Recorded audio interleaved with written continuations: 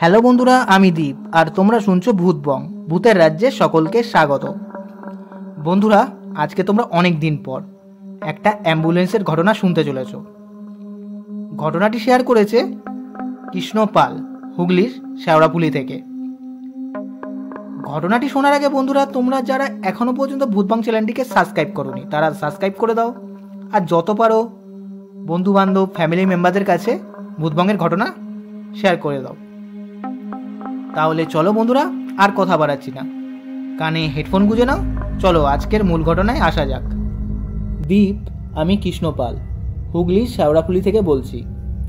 আমি সময় পেলে তোমার চ্যানেলের ভৌতিক ঘটনাগুলি নিয়মিত শুনি। গত সপ্তাহে ভূতবংয়ে উবের ড্রাইভারের সাথে ঘটে যাওয়া ভৌতিক ঘটনাটি শোনার পর আমার মনে হলো আমিও আমার নিজের সাথে ঘটে যাওয়া একটি ভৌতিক ঘটনা ভূতবংয়ে শেয়ার করি। আজ সময় পেলাম তাই ঘটনাটি লিখে পাঠালাম।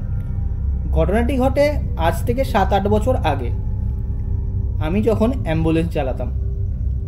অ্যাম্বুলেন্স চালানোর জবটা আমি মাত্র 1 সপ্তাহ করি, তারপর ছেড়ে দেই। ছেড়ে কেন দেই সেই ঘটনাটি আজ ভূতবংয়ে শেয়ার করলাম। একদিন আমার নাইটে ডিউটি আসে। কলকাতার SSKM থেকে একটা ডেড বডি পূর্ব মেদিনীপুরের মেচেদায় নিয়ে যেতে হবে। ডেড বডিটা ছিল অ্যাক্সিডেন্টে মারা যাওয়া একটা ছেলের।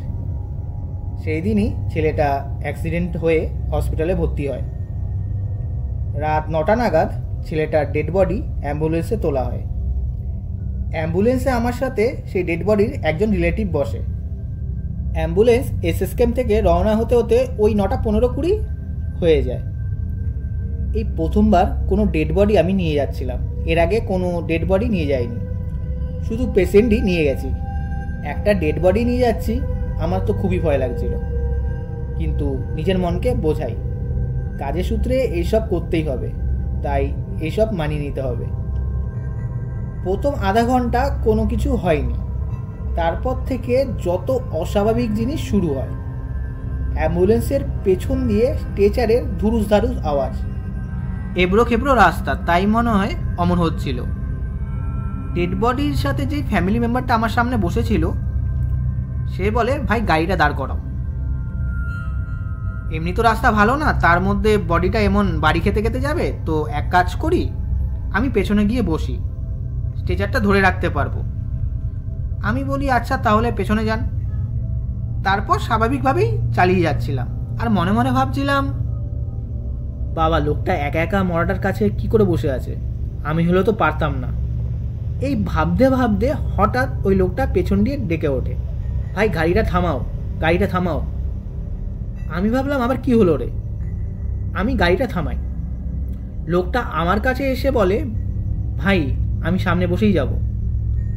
আমি লোকটাকে জিজ্ঞাসা করি, কেন কি হলো? লোকটা বলে, ও কিছু না, আমি সামনে বসেই যাব। আমি তো মনে মনে ভাবছি কিছু তো একটা ঘটেছে, তো আর কথা বাড়াই না, নিজের মনে গাড়ি চালাতে থাকি। ফাঁকা রাস্তা পুরো, গন্তব্যে পৌঁছাতে আরও আধা ঘন্টা সময় লাগবে। এই ফাঁকা রাস্তা দিয়ে ভালো জোরেই অ্যাম্বুলেন্সটাকে টেনে নিয়ে যাচ্ছিলাম। হঠাৎ রাস্তায় একটা মহিলা হাত দেখায় দাঁড়ানোর জন্য। আমি গাড়িটা স্লো করি দাঁড়াবো বলে, কিন্তু সেই লোকটা আমাকে বলে, ভাই দাঁড়িও না, কি না কি হবে ঠিক নেই, তো সোজা টেনে বেরিয়ে যাও। আমি লোকটার কথা মতোই সোজা টেনে বেরিয়ে যাই। তারপরে আমি লোকটাকে বলি, কি দাদা, একটা মহিলা হেল্প চাইলো, আপনি দাঁড়াতে দিলেন না কেন?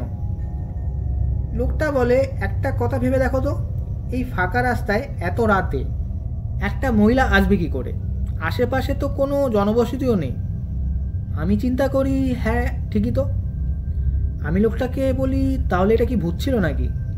লোকটা বলে, না না সেটা ঠিক বলতে পারবো না, কিন্তু এমন ফাঁকা রাস্তায় কখনোই দাঁড়ানো উচিত না। আবারও কিছুটা যাওয়ার পর দেখি একটা মহিলা দাঁড়িয়ে, কিন্তু মহিলাটা এবার একা না, একটা বাচ্চা কোলে নিয়ে দাঁড়িয়ে। আমি এবার ঠিক করি, না এবার আমি দাঁড়াবই, লোকটা যতই মানা করুক। আমি তারপর দাঁড়িয়ে পড়ি। লোকটা মানা করে, আমি ওনার কথা শুনিই না। মহিলাটার সাথে কথা বলি। মহিলাটা বলে, দাদা এই সামনে যাব, বাচ্চা কোলে নিয়ে আর হেঁটে যেতে পারছি না, তাই একটু হেল্প করুন না। আমি বলি, দেখুন সামনে তো জায়গা নেই, পেছনে আবার ডেড বডি আছে, আপনি পেছনে বসে মনে হয় যেতে পারবেন না, তাই অন্য গাড়ি পেলে হেল্প চান। মহিলাটা বলে, না না, আমি পেছনে বসে যেতে পারবো, বেশি তো দূর না, তাই কোনো অসুবিধা হবে না। তো মহিলাটা পেছনে গিয়ে বসে। পেছনে গিয়ে বসার পর থেকে পেছনে কেমন একটা ধুরুস ধারুস আওয়াজ, ধস্তাধস্তির আওয়াজ, আর স্ট্রেচারটা ধুমধাম আওয়াজ হচ্ছে। আমি চিল্লিয়ে মহিলাটাকে বলি, কি দিদি, কিছু প্রবলেম হয়েছে নাকি? দিদি দিদি বলেই যাই, কিন্তু কোনো সাড়া শব্দ পাই না। নিজেও ভয় পেয়ে যায়, কী হলো মহিলাটার, কোনো সাড়া শব্দ পাওয়া যাচ্ছে না। আমি আর ওই লোকটা পেছনে যাই দেখার জন্য।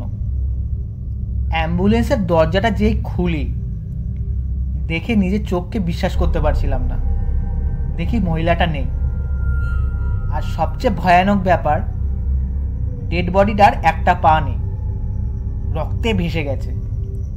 এমন দেখাচ্ছিল যে মনে হয় পাটা ছিঁড়ে নিয়ে চলে গেছে। এবার আমাকে সেই লোকটা বলে, দেখলে তো, তোমাকে কতবার মানা করলাম। আমি তখন বলি, আমি তো এই লাইনে প্রথম, তাই এসব জানতাম না।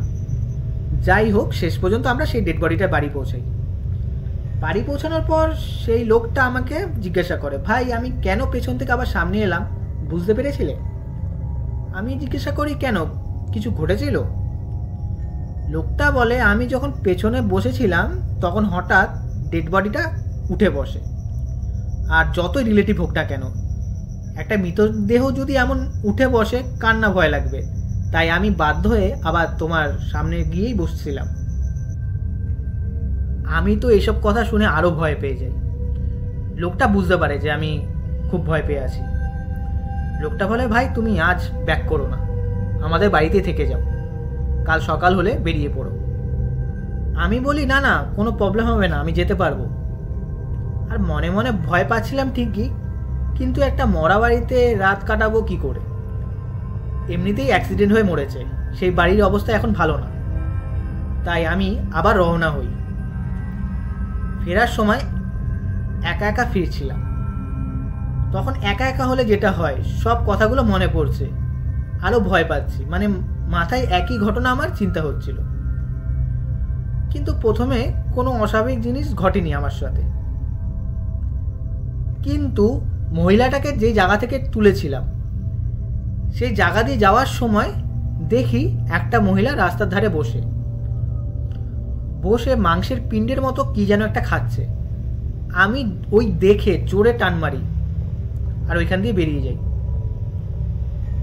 এরপর থেকে আমার পেছনে আবারও সেই কেমন একটা ধারুস ধুরুস আওয়াজ, মানে স্ট্রেচারটা ধুমধাম আওয়াজ হচ্ছে, মানে উল্টে পাল্টে কে যেন ফেলছে। এবার একা আছি, সঙ্গে কেউ নেই। ভয় তো এমনিই পেয়েছিলাম, তার মধ্যে আরও ভয় পেয়ে গেছি। তো আমি কি করি, পুরো রাস্তা হরে কৃষ্ণ জপ করতে করতে যাই, আর পেছনে ওরকম আওয়াজ কন্টিনিউ হয়ে যাচ্ছে। শেষমেশ আমি বাড়ি পৌঁছাই। প্রথমবার আমার সাথে এমন ঘটনা ঘটে যায়, তাই এতটাই ভয় পেয়ে গিয়েছিলাম, 3-4 দিন আমি বিছানা থেকে উঠতে পারিনি, এতটাই জ্বর ছিল।